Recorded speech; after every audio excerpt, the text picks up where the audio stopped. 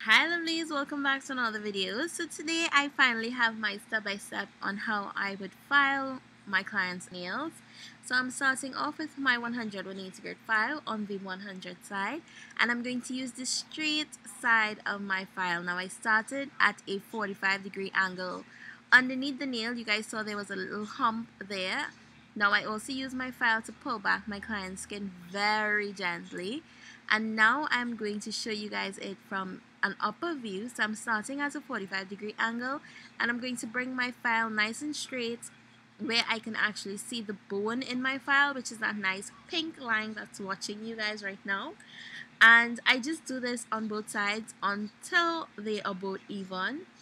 After I do this, I am going to hold my client's sidewalls, and I'm going to use the curved side of that file, and I'm going to get down into the sidewalls, and I'm going to go around my cuticle area. Now you guys realize that I'm really focusing on that cuticle area and those sidewalls because that is where lifting mostly occurs.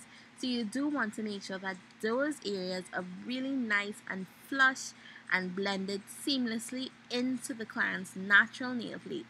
Now I am not touching my client's nail plate, but you cannot determine where the acrylic stops and where her natural nails start.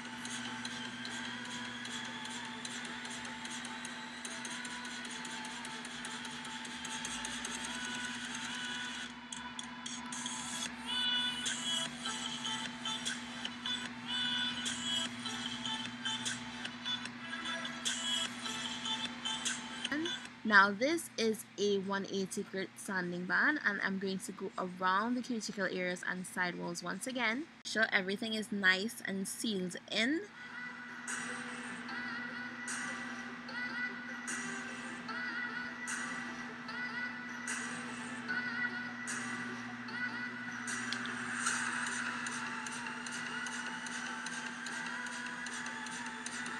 I'm going to take my sanding band and I'm going to go through my acrylic with that eye formation. Now for those of you who are not familiar with the eye formation technique, I would link the Young Nails video in my description box below, so you guys can definitely check that out after.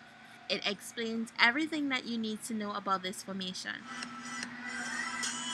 That I found that my free edge was a little too heavy on the acrylic, so I'm starting at my apex area and I'm going to pull my drill towards me. Now this is going to assist to taper down the bulk of acrylic at the free edge of the extension. Doing this with a hand file, you'll want to do it the exact same way. You hold your file at a 45-degree angle and then you just pull that hand file towards yourself. Do not interfere with the apex area if it is that it is nice and perfect. So now I did look down the barrel of my client's nails to make sure that it was even on both ends, and it was. So now I'm just going underneath the nail and I'm going to recreate my C curve with my sanding band. Make sure that my free edge is also nice and straight. When I'm happy with everything, I go in with my buffer. Now I take the buffer and I do remove any excess of that tip that would have gotten stuck underneath the nail, and then I go over the entire nail to remove any scratches. Cleanse with my alcohol, and that is it. That is how I usually do my filing routine. The video was helpful and informative. Go ahead and leave me one of those nail emojis with your comments in the comment section below, and tell me, do you prefer to use a hand file or e-file, or are you like me and you prefer to use both?